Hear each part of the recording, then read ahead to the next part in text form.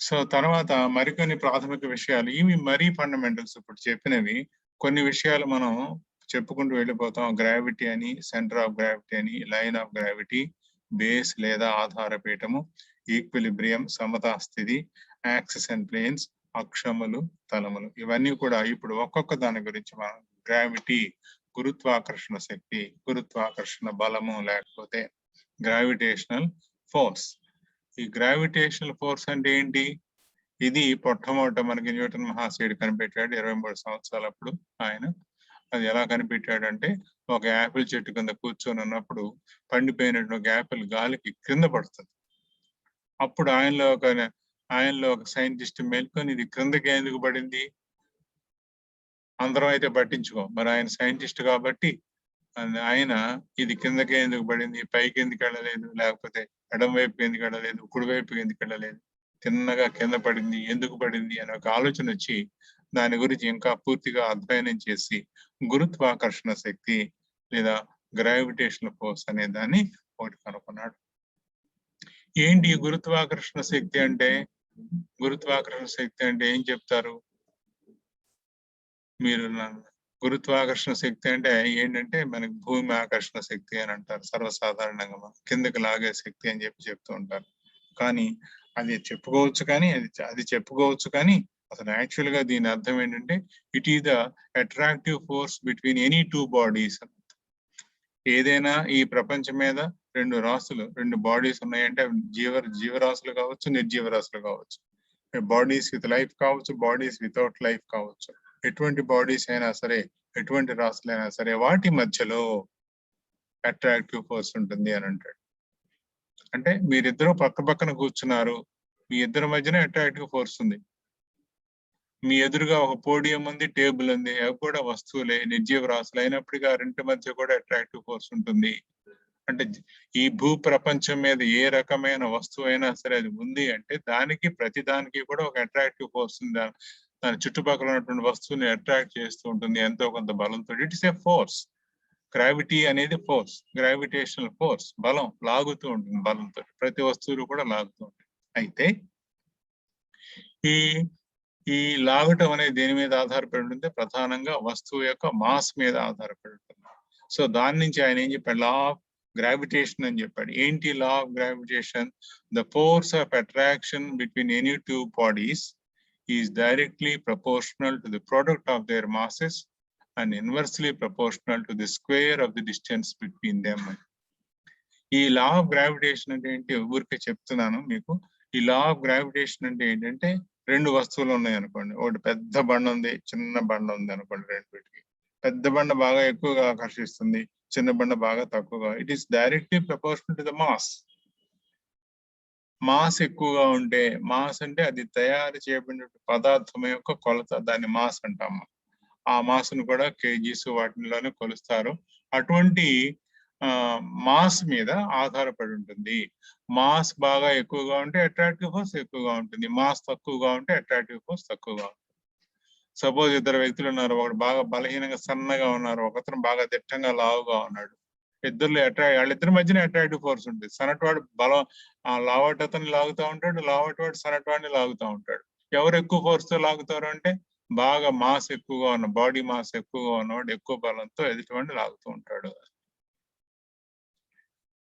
So అట్లాగే మనకి gravitational force అనగానే మనం జనరల్ గా భూమి ఆకర్షణ శక్తి అని చెప్పేస్తాం. అది కూడా చెప్తే కరెక్టే కానీ తప్పేం కాదు. ఎందుకంటే భూమి యొక్క మాస్ తో కంపేర్ చేసుకుంటే భూమి మీద ఉండే వస్తువులు చాలా చాలా సూక్ష్మమైనటువంటివి, చాలా సూక్ష్మమైనటువంటివి.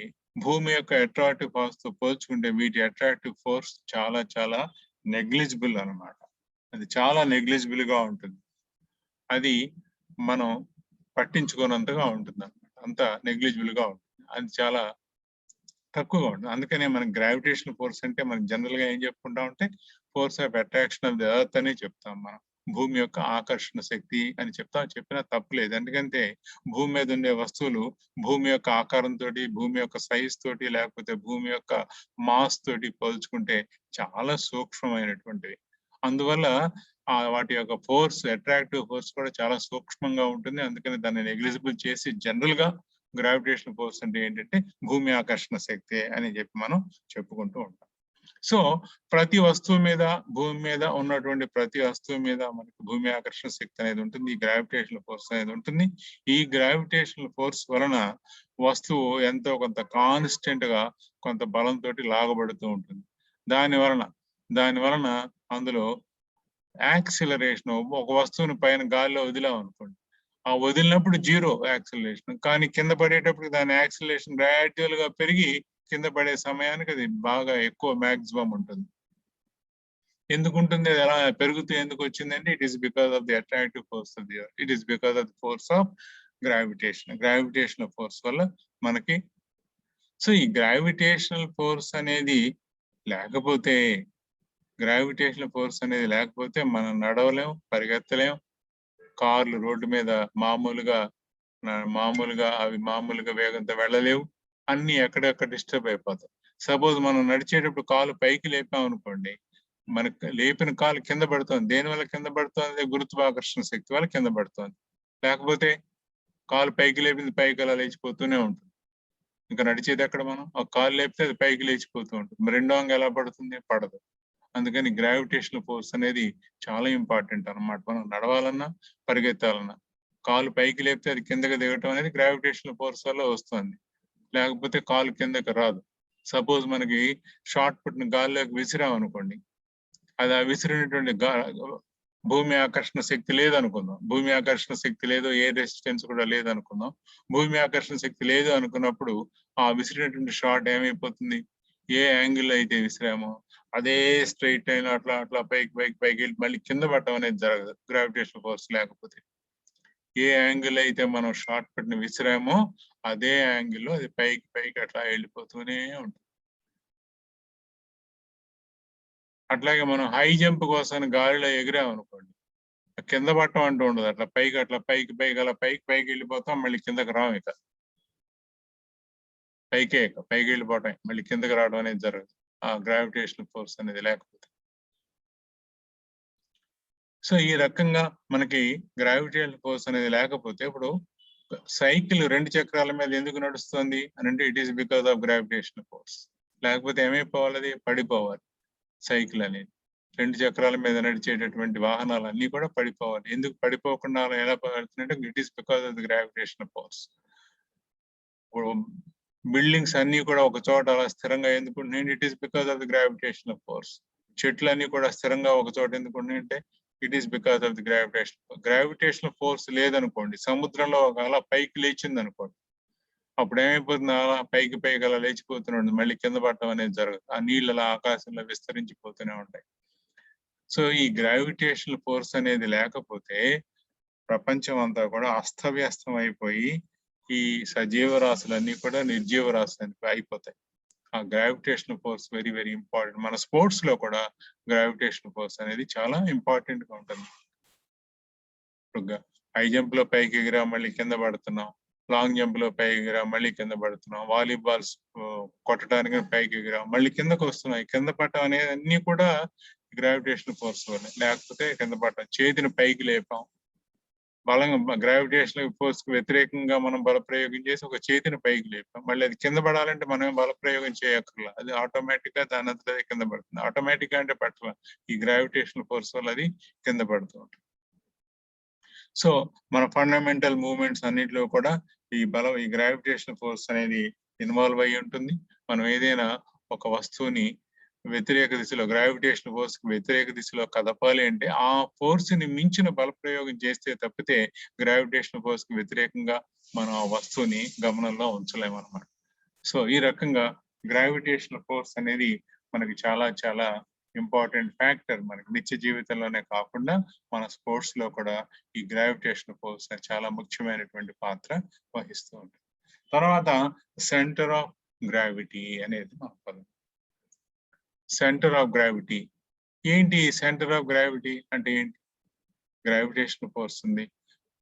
తర్వాత గ్రావిటేషనల్ ఫోర్స్ గురించి ఇంకొక పాయింట్ చెప్తాను. గ్రావిటేషనల్ ఫోర్స్ ఎలా యాక్ట్ చేస్తూ ఉంటుంది? మనకి గ్రావిటేషనల్ ఫోర్స్ ఏ విధంగా యాక్ట్ చేస్తూ ఉంటుంది? ఎక్కడి నుంచి ఎక్కడికి యాక్ట్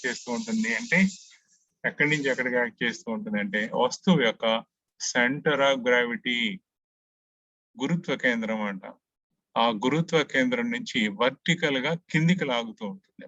వర్టికల్ గా అంటే towards the centre of the earth, ఆ భూమి యొక్క కేంద్రకం వైపు లాగుతూ ఉంటుంది. కేంద్రం వైపు అంటే దాదాపు వర్టికల్ గానే ఉంటుంది. ఆ వస్తువు యొక్క గురుత్వ కేంద్రం నుంచి లంబంగా భూమి వైపు కిందికి లాగుతూ ఉంటుంది. అది గురుత్వాకర్షణ శక్తి. గురుత్వాకర్షణ శక్తి. ఈ గురుత్వాకర్షణ శక్తి ఎప్పుడు లంబంగానే భూమి వైపు లాగుతూనే ఉంటుంది. ఎక్కడి నుంచి లాగుతుంది అంటే సెంటర్ ఆఫ్ గ్రావిటీ. చూద్దాం ఆ సెంటర్ ఆఫ్ గ్రావిటీ అంటే ఏంటో మనం ఇప్పుడు తెలుసుకుందాం. ఏంటి సెంటర్ ఆఫ్ గ్రావిటీ అంటే? ప్రతి వస్తువుకి కూడా కొంత మాస్ అనేది ఉంటుంది. ఏదో ఒక పదార్థంతో తయారు చేయబడితేనే ఒక వస్తువు అంటాం కదా, ఆ వస్తువుకి ఏదో ఒక పదార్థం ఉంటుంది అనమాట. ఆ పదార్థం యొక్క బరువు ఈ పాయింట్ చుట్టూతో సమానంగా విస్తరించి ఉంటే అప్పుడు దాన్ని సెంటర్ ఆఫ్ గ్రావిటీ అంటాం. If the weight of the body is equally distributed around this point, ఈ పాయింట్ సెంటర్ ఆఫ్ గ్రావిటీ అనేది ఒక పాయింట్. అది కూడా ఒక ఇమాజినరీ పాయింట్, మనం ఊహించుకునే పాయింట్. నిజంగా అక్కడ సెంటర్ ఆఫ్ గ్రావిటీ అంటూ ఏమీ లేదు, కానీ మనం సెంటర్ ఆఫ్ గ్రావిటీ అనేది మనం ఊహించుకుంటాం అనమాట. It is imaginary point. ఆ ఊహా బిందువు సెంటర్ ఆఫ్ గ్రావిటీ అనేది మనం ఊహించుకునే బిందువు. ఎటువంటి బిందువు? దాని చుట్టూ ఉన్నటువంటి బరువు కానీ లేకపోతే మాస్ కానీ ఈక్వల్ గా డిస్ట్రిబ్యూట్ అయిపోతే అప్పుడు దాన్ని మనం సెంటర్ ఆఫ్ గ్రావిటీ అంటాం. లేదంటే ఇంకొక పాయింట్ చెప్తాను. The centre of gravity is the point where the body can be perfectly balanced.